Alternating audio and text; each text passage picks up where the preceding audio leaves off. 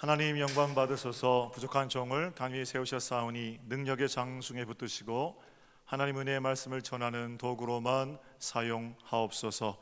감사하옵고 주님의 이름으로 기도 올렸나이다. 아멘. 할렐루야. 네, 앞에 뒤에 분하고 사랑합니다, 축복합니다 인사하세요. 네.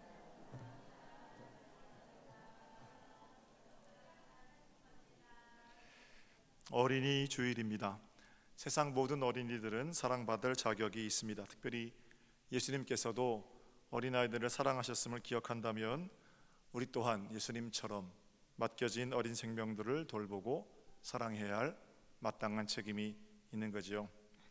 어떻게 하는 것이 바르게 사랑하는 것인지, 말씀대로 양육하는 것, 그게 바르게 사랑하는 길입니다. 바르게 가르치는 것, 그것 역시 바르게 사랑하는 길이겠지요. 저는 목사의 아들로 태어났습니다. 목사의 아들로 자란다는 것은 참으로 행복한 일이지만 그게 행복하다라고 깨닫기까지는 조금 시간이 걸립니다. 특별히 어린 시절에 목사 아들은 참 양보해야 할 것도 많았습니다. 친구하고 싸움을 하고 나면 제가 잘못한 게 없는데도 저는 먼저 사과해야 했습니다. 너는 목사 아들이니까, 이렇게 말씀하셨거든요. 그런데 목사 아들이었던 저만 그런 게 아닙니다. 예전에는 거의 모든 부모님들이 자기 자녀 먼저 데리고 가서 사과시키셨습니다. 잘못한 게 없어도 잘못했다고 먼저 말하는 것, 그것부터 배웠죠. 요즘은 안 그런 것 같습니다. 요즘 부모들이 잘 쓰는 말이 기죽지 말아라 라는 말이랍니다. 친구끼리의 싸움은 고사하고 학교 선생님이 명백한 잘못에 대해서 자기 아이를 혼내도 선생님을 찾아간다고 하지요. 자식들 앞에서 선생님 멱살을 쥐는 몰상식한 부모도 있다고 합니다. 자식을 위한다고 하는 짓인데 사실 그건 자식 망치는 거지요. 훈육에 대해서는 다른 생각을 가진 분이 계시겠습니다만 저는 맞을 짓을 하면 맞아야 한다고 생각합니다. 당시에는 자녀를 손대는 게 내가 아픈 것보다 훨씬 가슴 아프지만 그 매를 대는 것이 자식을 바르게 가르치고 바르게 키우는 방법이기 때문입니다. 제가 올해부터 평택에 있는 동방학교 운영위원장 맡게 됐습니다. 지난달에 첫 회의를 했는데 교장 선생님을 중심으로 학부모 대표와 함께 운영위원회를 열었습니다. 1시간 반 회의하는데 참 행복했습니다. 사실 학교에서 아무리 잘 준비를 해도 아동들, 특별히 장애가 있는 아동들 아닙니까? 학부모들의 마음에 꼭 맞게 그렇게 챙기기는 힘들지요. 그러나 학부모 대표들은 지혜롭고 예의가 있는 그런 분들이셨습니다. 선생님들의 헌신, 눈물, 그걸 잘 알고 있기 때문에 선생님들을 믿고 있었고요. 선생님 역시 학부모들의 눈물과 기도를 알기 때문에 그분들의 어떤 요구에 대해서도 기쁜 마음, 열린 마음으로 받아 안으셨습니다. 신뢰지요. 신뢰를 바탕으로 완벽하진 않지만 온전한 교육이, 인성 교육이 이루어지고 있었습니다. 운영위원장인 제가 별로 거기 앉아서 의사봉 치는 것 말고는 할 일이 없더라고요. 교육의 핵심적 주체들인 교사, 학생, 학부모, 서로 신뢰 관계가 이루어지니까 그들이 겪고 있는 각종 불편함들이 부당함이 아니라 부족함이 된 겁니다. 그리고 자신이 겪고 있는 불편함을 부당함이 아닌 부족함으로 이해하게 되면 서로를 위해서 함께 일하고 부족한 부분 채워주고 그렇게 자라가는 겁니다. 저는 교육에 있어서 이게 무엇보다도 중요하다고 생각합니다. 상대방이 부족하면 그 부족함을 있는 그대로 보아주려는 마음, 바로 거기서부터 진짜 교육은 또 평화는 시작되지 않나 하는 생각입니다. 아이를 보호하고 양육하는 데 있어서 부족함, 그 문제지만 지금 우리나라 상황에서는 지나침이 더 큰 문제가 되는 것 같아요. 너무 방임하는 것도 문제지만 너무 과보하는 것 역시 좋은 교육이라고 할 수는 없습니다. 잘못 하고 있는데 그걸 교정해야 할 책임이 있잖아요. 부모에게는 그 교정해야 할 책임을 유기하는데 그 좋은 부모라고 할 수 없겠지요. 자유는 그런 데 사용하는 단어가 아닙니다. 예수님은 어린아이들이 내게 오는 것을 막지 말아라 이렇게 말씀하셨습니다. 덧붙이시기를 하나님 나라는 어린아이 같은 자의 것이다, 주님 말씀입니다. 오늘 이 말씀의 의미를 한번 되짚어보면서 은혜 나누기를 원합니다. 사람들이 예수님 주변에 몰려 나왔습니다. 예수님께서 만져주시고 고쳐주시기를 바라고 예수님 앞으로 나온 것입니다. 몰려 나오는 사람들 가운데 어린아이들도 있었습니다. 제자들은 선생인 예수를 보호해야 할 책임이 있지요. 지금처럼 어린이들이 존중받는 그런 시대가 아니었습니다. 제일 먼저 그 많은 무리에서 솎아낼 수 있는 자들이 힘없는 어린아이들이었습니다. 그래서 제자들이 한없이 몰려 나오는 사람들을 향해 이렇게 외치지요. 애들은 가라 외치는 거예요. 애들은 가라, 어디서 많이 들어본 얘기 아니세요? 저는 군대 가기 전까지 22살, 한 25년 전까지 그 얘기를 들었던 것 같은데요. 서울로 학교를 통학하던 시절에 수원역과 수원터미널이 근거리에 있습니다. 1호선 타고 수원역에 내려서 긴 지하도를 지나서 수원터미널까지 한 150m 정도 지상의 길을 걸어가게 됩니다. 그런데 그 길 옆에 뱀을 팔던 사람들이 있었습니다. 뱀 장사들이 지나가면 뺨 이러면서 꼭 덧붙이는 말이 있습니다. 후렴구로 애들은 가라, 애들은 가라 이렇게 덧붙입니다. 뱀 장사하는 분들이 왜 애들 가라 그러는 겁니까? 흉측하니까, 그 뱀을 보고 애들이 놀라니까, 뭐 그런 경우도 있겠습니다만 정작 중요한 이유는 애들은 돈이 안 된다는 겁니다. 뱀을 넣어서 술 또는 약 그런 거 만들어 파는데 애들이 그 뱀술 사 먹고 뱀탕 사 먹지 않잖아요. 그러니까 애들이 오면 돈 안 되니까 가뜩이나 그 모습도 좀 흉측하니까 뱀 사세요, 애들은 가라 이렇게 덧붙이는 거죠. 뱀 장사들 다 어디 가셨는지 모르겠어요. 예수님의 제자들은 장사꾼들이 아닙니다. 그러므로 지금 예수님 제자들이 애들은 가라 이렇게 외쳤을 때 수원역에서 장사하던 뱀 장사들하고 똑같은 이유는 분명히 아닐 겁니다. 그러나 비슷한 논리가 그 안에 들어 있습니다. 기적을 행하시고 병을 고치시고 말씀을 가르치는데 효과가 바로 나타나는 건 어른들입니다. 기적을 고쳐주면 영광을 그분께로 돌리고 돈을 갖다 바칠 수 있는 사람들은 어른들인데 어린아이들은 그거 못하거든요. 그 어른들만의 세상에 애들이 끼어들면 안 된다는 겁니다. 애들은 가라 하는 그 기준은 효용성입니다. 애들은 당장 예수님께서 이루시는 하나님 나라 사역에 쓸모가 없다라는 겁니다. 그러나 우리 주님은 애들은 가라 이렇게 말씀하시는 제자들을 호통치십니다. 반대로 말씀하시죠. 애들이 나한테 오는 것을 막지 말아라. 그리고는 제자들이 물리치려 했던 아이를 한가운데 세우시고 시청각 교육이 시작되는 겁니다. 이 어린아이 같아야 하나님 나라를 살 수 있다. 반대지요. 하나님 나라를 세우는데 필요가 없다고 생각했던 그 아이, 필요 없는 정도가 아니라 이 어린아이 같아야만 하나님 나라를 살 수 있다라고 가르쳐 주시는 겁니다. 여러분, 이 말씀을 어떻게 받아들여야 됩니까?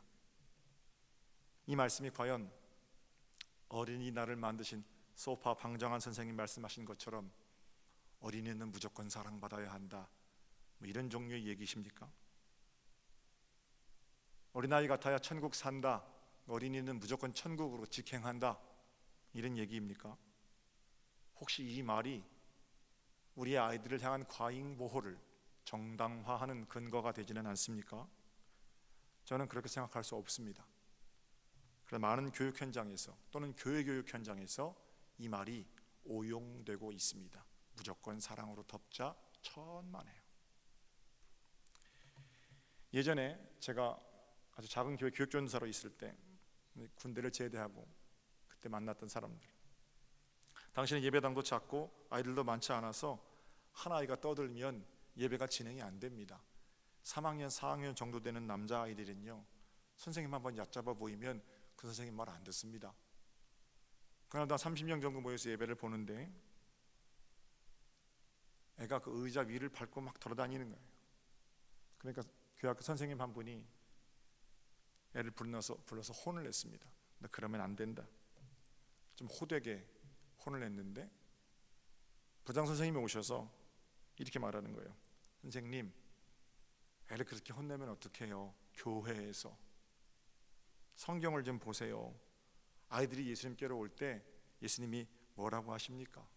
아이들이 내게 오는 것을 막지 말아라 말씀하셨죠? 애를 사랑해야지 혼내면 어떡해요? 말씀 아무데나 갖다 붙이는 거 아니죠? 제가 보고 있어서 답답해서 그 권사님을 이렇게 오시라고 했습니다. 권사님, 애들이 예배 시간에 떠들면 혼나야죠. 다들 예배 드리는데 방해하는데 또 그 아이를 위해서라도 그건 안 되잖아요. 바르게 가르쳐야 그게 사랑이지요. 그리고 애들 보는 앞에서 선생님 혼내시면 어떡합니까? 호기롭게 제가 막 얘기했거든요. 그 자리에서는 아무 말씀 안 하시더라고요. 그 다음 주부터 교회에 어떤 소문이 나냐면 이번에 온 교육전도사는 사랑이 없다, 이런 소문이 나기 시작하더군요. 사랑하는 성도 여러분, 어린이는 물론 독립된 인격체입니다. 사랑받으며 자라야 할 권리가 있습니다. 그러나 제 멋대로 하는 걸 방조하는 건 아무 말이나 짓거려도 된다, 이건 사랑이 아니지요. 선진국이면 선진국일수록 아이에 대한 부모의 책임이 법률적으로 규정되어 있는 반면 동시에 아이들의 인성교육은 엄격한 겁니다. 자녀들하고 5년 동안 미뤄두었던 장로 부부 수련회를 다녀왔습니다. 일본 다녀왔는데요, 일본은 선진국입니다. 고등학교 졸업하기까지 지금도 교복 입고 머리 다 짧게 자르고 스포츠 머리하고 이리 오라면 이리 오고 저리 가라면 저리 가고 그러고 삽니다. 뭐 그거 다 좋다는 거 아닙니다만 어른 공경할 줄 알고 선생님 무서운 줄 알고 질서도 지킬 줄 압니다. 목욕탕에 가면 물 튀기면서 뛰어다니는 건 다 한국 애들이고요, 일본 사람들은 어릴 때부터 그걸 배워서인지 조신하게 앉아서 자기 몸 씻고 다른 사람에게 물 한 방울 튀는 것도 염려하고, 그런 게 선진국 문화이지요. 미국은 어떻습니까? 그냥 방치합니까? 아이들을 법적으로 보호하는 것만큼 애들이 지켜야 할 룰이 얼마나 엄격한지 모릅니다.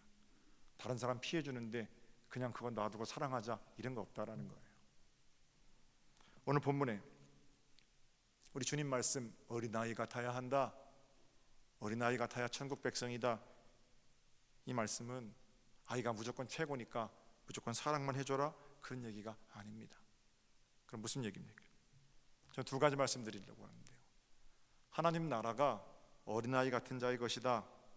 무슨 의미일까요? 첫 번째, 어린아이는 아버지 어머니 없으면 살 수 없잖아요. 의존적인 존재잖아요. 고아원에 사는 아이들도 아버지 노릇하는 사람, 어머니 노릇하는 사람이 있잖아요. 어린아이 같아야 천국을 산다, 이 얘기는 나는 예수님 없으면 못 살아요, 이런 사람들이 천국을 살 수 있다는 말입니다. 우리는 하나님 아버지 없으면 못 사는 사람들이에요. 그런 마음일 때 비로소 우리 마음으로부터 하나님의 나라가 시작이 됩니다. 한번 따라해 보세요. 나는 예수님 없으면 못 살아요. 할렐루야. 정말이십니까? 신앙의 기본은 의지하는 겁니다. 마음이 약하다든지 의지가 약하다든지 그런 사람들만 신앙을 가지는 게 아니고 우리는 연약한 존재임을 하나님 앞에 겸손히 인정하는 겁니다. 한 치 앞도 못 사는 인생 속에서 천년 만년 살 것처럼 허세를 부리는 게 아니고 한 치 앞도 알 수 없기 때문에 주님만 의지하고 살아가는 자들이 신앙인입니다. 지난주에 우리는 큰 슬픔을 당했습니다.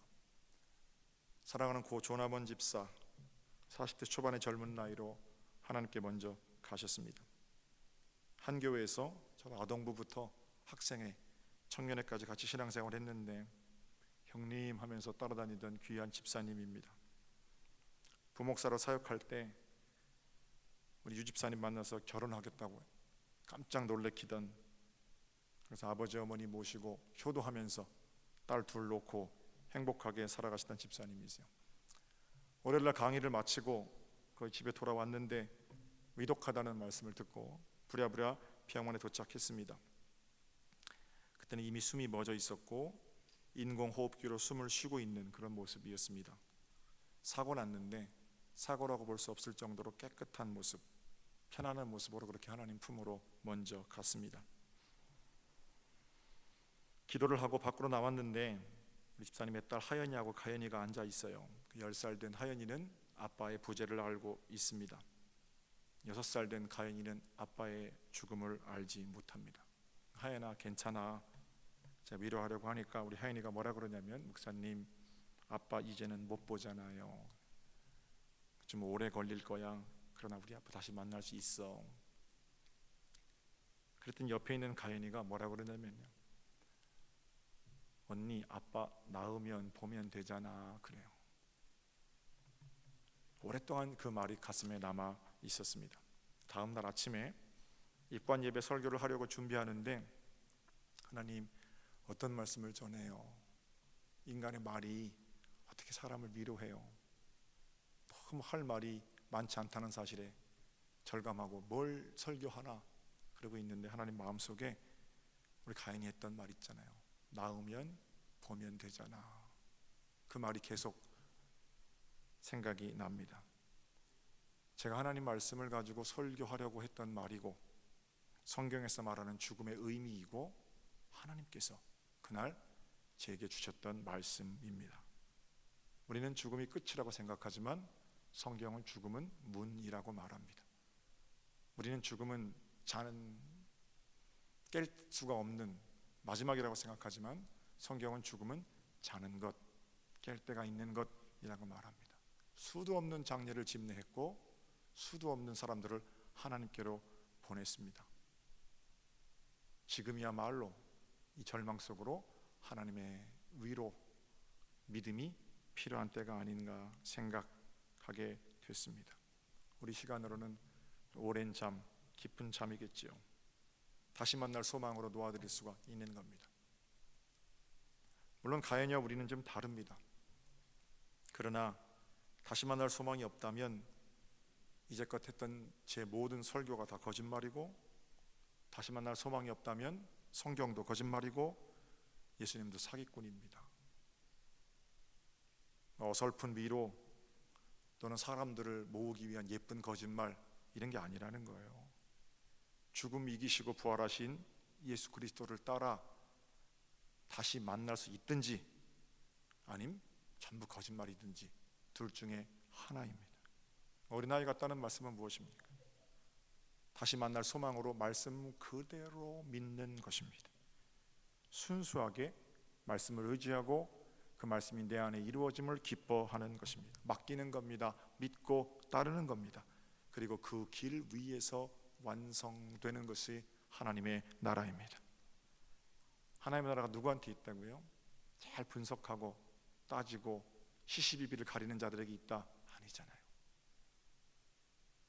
어린아이처럼 우리 가연이처럼 믿고 의지하고 신뢰하는 자는 숨이 꼴까닥 넘어가는 순간부터 사는 천국이 아니라 바로 지금 이 순간부터 그 믿음 때문에 천국을 살아갈 수가 있는 겁니다. 마틴 루터는 이렇게 기도했다고 합니다. 하나님,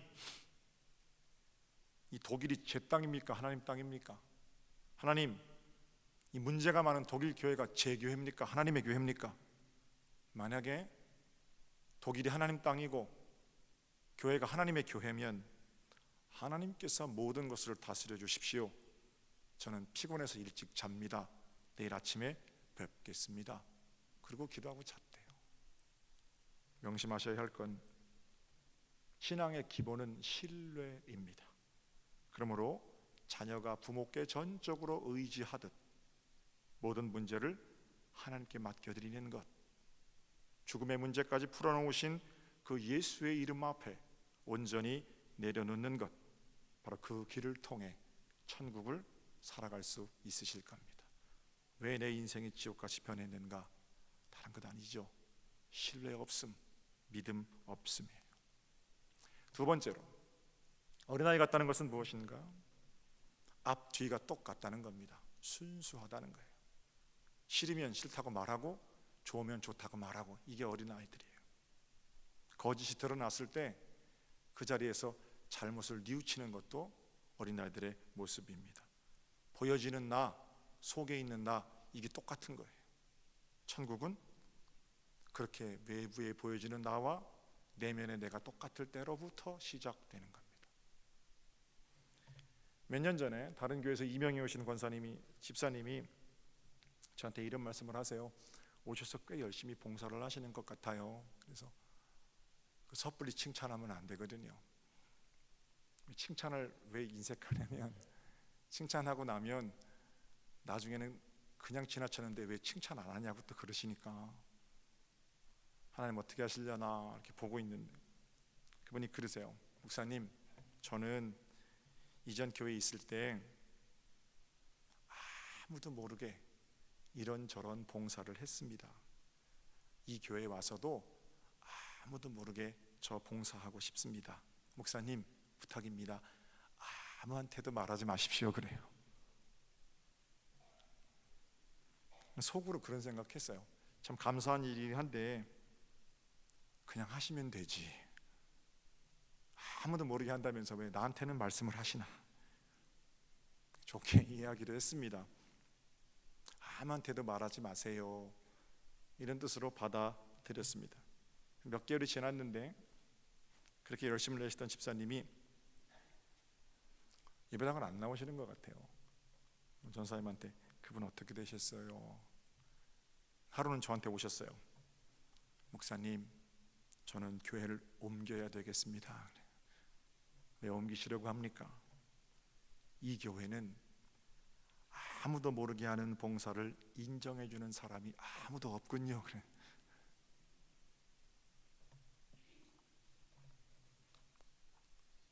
순수하지 않은 거죠. 순수는 빨리 뉘우칩니다. 겉과 속이 똑같고요. 왜 못 뉘우치는 거예요? 마음이 강팍하기 때문입니다. 잘못을 해놓고도 여러 가지 향기로워 보이는 것들로 자신을 포장하는 거예요. 의, 하나님의 의밖에 내세울 의가 어디 있습니까? 바리새인들이 잘못하고 있는 거 알았습니까? 몰랐습니까? 알았죠. 왜 못 뉘우치는 거예요? 고집 때문에 뉘우치기는커녕 오히려 예수를 공격하고 잡아 가둠으로 그 잘못을 덮으려고 하는 거죠. 어린아이 같아야 한다. 안과 박이 똑같아. 잘못했을 때 빨리 뉘우치고, 어린아이 같은 모습을 살 때 뭐가 시작된다고 그래요? 우리의 삶으로부터 하나님 나라가 시작되는 거예요. 비로소 그때로부터 두 다리 쭉 뻗고 자는 겁니다. 하루도 그렇게 못 자는데 그게 지옥이지요. 사랑하는 성도 여러분, 두 가지 말씀을 드렸습니다. 어린아이 같이 하나님을 의지하는 자가 하나님을 의지하는 그 믿음 속에서 하나님 나라를 살게 될 것입니다. 어린아이 같이 순수한 자가 비로소 지금 이 순간부터 하나님 나라의 주인공으로 살아가게 될 겁니다. 여러분과 저는 죽으면 모두 천국 갑니다. 예수 그리스도의 구원의 공로, 십자가의 피는 우리를 마침내 천국에 데려다 놓으실 거거든요. 그런데 우리 중에 어떤 분들은 죽어서 가는 하나님의 나라가 아니라 죽기 전에 하나님 나라를 보고 살 수 있는 분들도 계실 겁니다. 지옥 같은 인생을 살다가 천국으로 들어가는 게 아니라 천국 같은 삶을 살다가 천국으로 가는 사람들입니다. 누가 그런 사람들이에요? 어떠한 환경의 절망에도 불구하고 어린아이같이 하나님을 의지하고 순수하게 하나님 앞으로 나아가고 죄가 깨달아지면 눈물로 용서를 구하고 어린아이 같은 그런 모습을 사는 자들은 죽기 전에 하나님 나라를 볼 것입니다. 예수님께서 그들은 하나님 나라의 주인공이라고 선포하시고 말씀하셨기 때문입니다. 부디 이번 한 주간 여러분의 삶의 구석구석에서 우리 예수님께서 어린아이 같은 여러분을 안아주시고 안수하시고 축복하시고 바로 그 자리로부터 하나님 나라를 시작하시는 복된 역사가 있으시기를 우리 주님의 이름으로 축복합니다. 자, 기도드리겠습니다.